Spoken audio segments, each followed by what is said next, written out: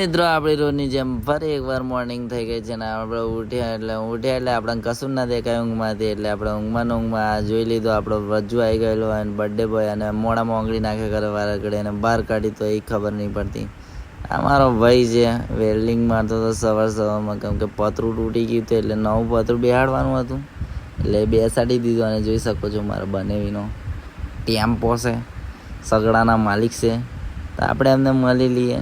તો મિત્રો ચાલતો મારા બનેવીને મળવા ગયો પણ બનેવી પહેલાં આપણે બર્થડે બોયને મળી લઈએ કેમ કે હું સવારમાં ઉઠું એટલે આપણને કાંઈ ખબર ના હોય કે કોણ ઘરે આવીને કોણ નહીં. ઓકે મિત્ર મજામાં ને? મિત્ર ભાવ આપતા નહીં, મિત્ર હસ જ કરે છે, એટીટ્યૂડ બતાવે છે, હાથ મિલાવવાનું કહીએ કેમ કે 400 વીઘા જમીનના માલિક હોય એટલે એટીટ્યૂડ જ બતાવે ભાઈ. તો બી એને બાય કરી દીધું. છેલ્લે પપ્પી માંગી તો પપ્પી ના આવી કેમ કે એટીટ્યૂડ બહુ ભાઈ છે તો બી જીત કરતો હતો કેમ કે એટીટ્યૂડના લીધે આમ તો ફાઇનલી એને પપ્પી બી આલી દીધી. તો હવે એને ઘરે જવું હતું, બહુ ઉછાળા કૂદ કરતો હતો કેમ કે એના માટે આજે અમે થાર લીધી છે અને સાંજેના બર્થડેના ગિફ્ટમાં એને અમે થાર ગિફ્ટ આપીશું. બહુ લકી છોકરા છે, અમારા બાળપણમાં અમે આ બધું ફેરવ્યું નહીં. તો મિત્રો પછી આને મેં તો ઓળખો છો આપણા પિયા અને અમે 2 જણા લેવા જતા હતા કેક માટે અને હાલ અમે તરસાલી પહોંચી ગયા છે અને અમારો પીઆઈ છે જનતા બેકરી પહોંચી ગયા છે કેમ કે અમારે કેક લેવાનો હતો. અને જોઈ શકો છો બાલ તો આપણા એકદમ જોરદાર જ છે અને અંદર આપણે આવી ગયા છે. કાકા 2 કેક લઈ આવ્યા છે, બહુ મોંઘી કેક છે પણ કાંઈ નહીં, હવે કરીશું કંઈ આગળ.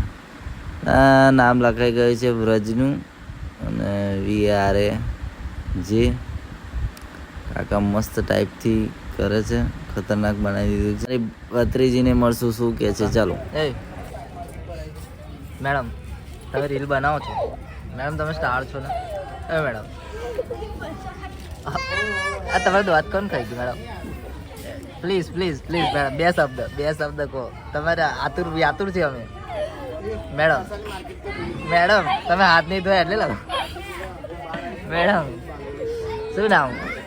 આરોહી કઈ પેલી આશિકી વાળી? શું નામ તમારું? નામ શું? આરોહી. એવું? આ તમારા દાંત કેમ ના પડી ગયા? ચોકલેટ વધારે ખાવ તમે હે? અહીંયા તમે કોના ત્યાં આવ્યા છો? અહીંયા કોના ત્યાં આવ્યા છો? લક્ષ્મી. એ કોણ? લક્ષ્મી કોણ? પેલી બોડી? કેવું લાગે તમને અહીંયા આવીને? કેવું ફીલ થાય છે તમને? પાવભાજી મળશે ખાવા? તમે ખાશો એવું? એટલે ભૂખ્યા હશો?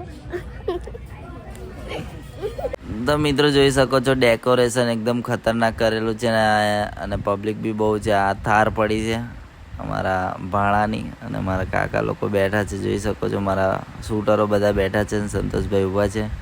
તો મિત્રો ફાઇનલી બધું પતી ગયું છે અને લોકો ખાવાની તૈયારી કરી રહ્યા છે અને ખાવા માટે બી બધા જમી રહ્યા છે અને મારા બેન અને મારા જીજાજી ઊભા છે, જોઈ શકો છો બહુ બધી પબ્લિક છે. પછી હું ઘરે આવી ગયો અને આપણે હોવાનો ટાઈમ થઈ ગયો એટલે આપણે ઊંઘી જઈશું. હવે મળીશું નેક્સ્ટ બ્લોગમાં.